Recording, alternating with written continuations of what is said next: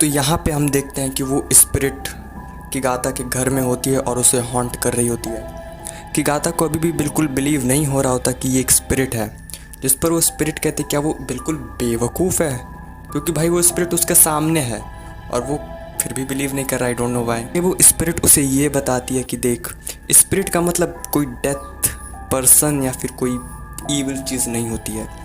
Spirit ही इंसान बनती है, यानी कि तू भी एक स्पिरिट है, मैं भी एक स्पिरिट। और हमारे किगाता भैया को अभी भी इस बात पर बिल्कुल भी विश्वास नहीं हो रहा था। यार लाइक सीरियसली भाई, वो तेरे सामने ही तो है। आगे बढ़ते हैं। एक तो यार वो स्पिरिट उसे आगे बताते हैं कि एंशिएंट टाइम से हर इंसान स्पिरिट्स में बिलीव करता आ रहा है और यही रीज़न है कि हर डिक्शनरी में स्पिरिट दी हुई है। क्यों बिलीव नहीं हो रहा कि स्पिरिट्स नहीं होती? जिस पर किगाता कहता है क्योंकि इनकी कोई भी साइंटिफिक एक्सप्लेनेशन नहीं है, ना ही उसके टीचर ऐसा कहते हैं, ना ही उसके पेरेंट्स ऐसा कहते हैं। जिस पर वो स्पिरिट उसे बताती है कि टीचर और उसके पेरेंट्स इतने ही अच्छे हैं तो क्या वो आज साइंस लेता।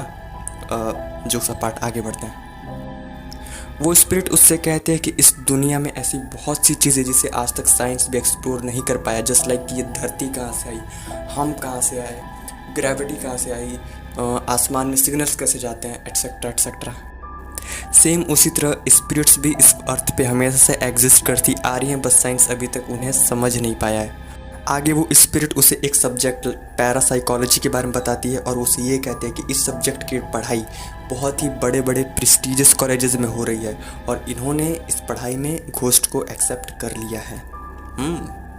Quite educated spirit. आगे वो स्पिरिट उसे समझाते हैं कि जिस तरह इंसान अलग अलग पर्सनैलिटी और प्रोफेशंस के होते हैं, उस तरह स्पिरिट्स भी अलग अलग पर्सनैलिटीज़ की होती हैं। कोई स्पिरिट अच्छी होती है, कोई स्पिरिट गंदी होती है, कोई स्पिरिट गुस्से वाले होते हैं, कोई स्पिरिट कमज़ोर, कोई मतलब यू कैन समझ सकते हो। जिस पर किगाता उससे यही पूछता है तो फिर तू कौन सी स्पिरिट है? जिस पर वो स्पिरिट उससे ये कहते हैं कि फ़िलहाल इस क्वेश्चन को तुम साइड में रखो और मैं तुम्हें एस्ट्रल कार्ड के बारे में बताता हूँ, वो समझो।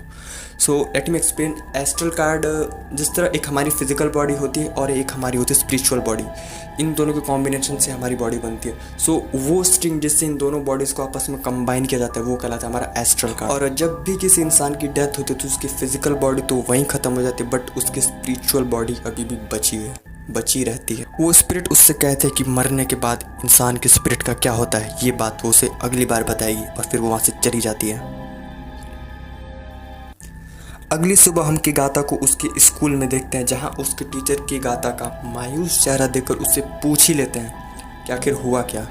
जिस पर किगाता ये सोचता है कि वैसे भी सर तो बिलीव करेंगे नहीं तो आखिर बता के फ़ायदा क्या। बट उसके टीचर काफ़ी अच्छे होते हैं। वो कहते हैं तुम मुझे बता सकते हो किगाता, because I am your teacher so you can trust. So किगाता उस न्यूज़पेपर और स्पिरिट से रिलेटेड सारे इंसिडेंट अपने टीचर को बता देता है। और ये सारी बातें सुनने के बाद किगाता के टीचर यही कहते हैं कि अगर ये बातें तुम कह रहे हो तो तुम झूठ तो नहीं बोल रहे होगे। और वेल देखा जाए स्कूल में ऐसा पढ़ाया भी नहीं जाता कि घोस्ट एग्जिस्ट करते हैं, पर मैंने ऐसी बहुत सी हिस्टोरिकल बुक्स पढ़ी हैं बड़े बड़े लोगों की, just like Napoleon Bonaparte, Elizabeth, जिन्होंने अपने लाइफ में घोस्ट इनकाउंटर किए हैं। सो और इस पर किगाता पूछता है इसका मतलब आप भी स्पिरिट पे भरोसा करते हैं? जिस पर उसके टीचर कहते हैं नहीं, बट चलो आज हम तुम्हारे घर रात को चलते हैं और इस चीज़ का डेमो देख ही लेते हैं। जिस पर किगाता हाँ खुशी खुशी मान जाता है, और माने भी क्यों ना भाई, बेचारा लड़का 3 दिन से ऐसे घर में अकेले सो रहा है जहाँ पे रोज़ रात को 12 बजे स्पिरिट आती है, वो भी अखबार देने। और अगले सीन में हम किगाता और उसके टीचर जो कि किगाता के घर पे सो रहे होते हैं, हालांकि दोनों में से नींद किसी को नहीं आती। किगाता के टीचर उससे कहते हैं कि किगाता मुझे बिल्कुल भरोसा नहीं होता कि यहाँ पे स्पिरिट होगी। जिस पर किगाता कहता है कि सर मैंने बिल्कुल सच कहा है, स्पिरिट यहाँ पर आएगी ठीक 12 बजे। और तभी 12 बजते हैं, किगाता के भी और घड़ी के भी, और तभी किसी के ज़ोर ज़ोर से चलने की आवाज़ आती है। जिस पर किगाता बहुत ज़्यादा डर जाता है और फिर तभी अचानक फिर से हमेशा की तरह वही उड़ते हुए अखबार किगाता के मुंह पर आके गिरते हैं। पर यहाँ पर होती एक स्ट्रेंज थिंग। ये सारा इंसिडेंट सिर्फ और सिर्फ किगाता को दिख रहा होता है, उसके टीचर को नहीं। उसका टीचर यही पूछता है किगाता हुआ क्या, यहाँ तो कुछ है भी नहीं, आखिर तुम डर किस चीज़ से रहे हो।